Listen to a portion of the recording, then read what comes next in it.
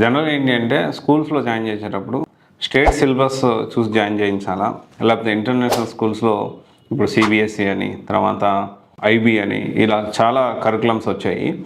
అయితే ఇప్పుడు ఈ వీడియోలో మనము ఒక స్టేట్ సిలబస్ వర్సెస్ సిబిఎస్ఈ దేంట్లో జాయిన్ చేస్తే బెటర్గా ఉంటుంది అనేది మన వీడియోలో మాట్లాడుకోవడానికి ప్రయత్నం చేద్దాము.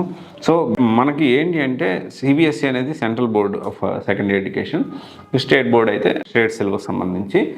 సో అడ్వాంటేజెస్ మనం ఒకసారి సిబిఎస్ఈ చూసుకుంటే ఈ సిలబస్ అనేది యూనిఫామ్ సిలబస్ అక్రాస్ ఇండియా మొత్తంలో కూడా ఈ సిలబస్ అనేది ఎక్కువగా వాడతారు. అండ్ నేషనల్ కాంపిటేటివ్ ఎగ్జామ్స్ ఏవైతే ఉన్నాయో జేఈ కానీ, నీట్ కానీ, సియూఈటీ కానీ, other competitive exams like UPSC అంటే ఒక ఐఏఎస్ ఐపీఎస్ కావాలి అన్నా, ఎస్ఎస్సి కావాలి అన్నా, గ్రూప్ 1 కావాలి అన్నా, ఇలాంటి టాప్ ఎగ్జామ్స్ ఏది కావాలన్నా కానీ ప్రిఫరబుల్లీ ఈ ఎన్సీఆర్టీ 6th to 12th అనేది చాలా చాలా ఇంపార్టెంట్.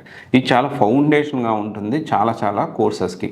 అందుకనే ఎప్పుడైనా కానీ ఒకవేళ ఈ లెవెల్లో కొంచెం కష్టపడగలుగుతాడు, అంటే మనం కొంచెం పుష్ చేద్దాము అనుకుంటే మాత్రం ప్రతి ఒక్క పిల్లల్ని మ్యాక్సిమం ఈ సిబిఎస్ఈ సిలబస్లో జాయిన్ చేయించడానికి ప్రయత్నం చేయండి. కాకపోతే కొంతమంది స్టేట్ సిలబస్ అయితే ఈజీగా ఉంటుంది, మన పిల్లలు అంత లాగలేరు అనే ఒక ఉద్దేశంతో, అంటే లాగలేరంటే చదువు మీద అంతగా ఇంట్రెస్ట్ లేదు అనేవాళ్ళు ఏదో ఒకటి అంటే స్టేట్ సిలబస్ సైడ్ ఫోకస్ చేయొచ్చు.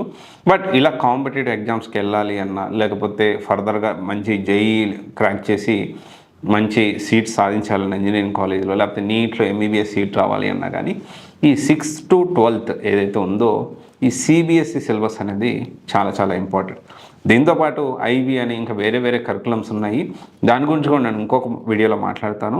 బట్ ఈజీగా అయిపోవాలి, స్మూత్గా అయిపోవాలి స్టడీ అంటే కొంచెం ఈజీగా ఉండాలి అనుకుంటే కంపారిటివ్లీ సిబిఎస్ఈ కంటే స్టేట్ సిలబస్ అయితే చాలా ఈజీగా ఉంటుంది. ఇంటర్నేషనల్ స్కూల్స్లో జాయిన్ చేయించినప్పటికీ ఈ సిబిఎస్ఈ సిలబస్ మీద ఫోకస్ అయితే చాలా బాగుంటుంది. ఇది ఒకసారి మీరు ఆలోచించండి.